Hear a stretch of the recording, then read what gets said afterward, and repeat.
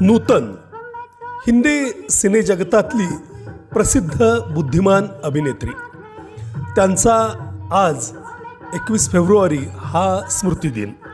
Miss India पुरस्कार जिंकणाऱ्या त्या पहिल्या महिला. सर्वश्रेष्ठ अभिनेत्रीचा फिल्मफेअर पुरस्कार त्यांना 6 वेळा मिळाला. अभिनेत्री तनुजा ही नूतन यांची बहीण आणि काजोल ही अभिनेत्री त्यांची भतीजी. त्यांना 1974 साली भारत सरकारचा पद्मश्री पुरस्कारही मिळाला होता.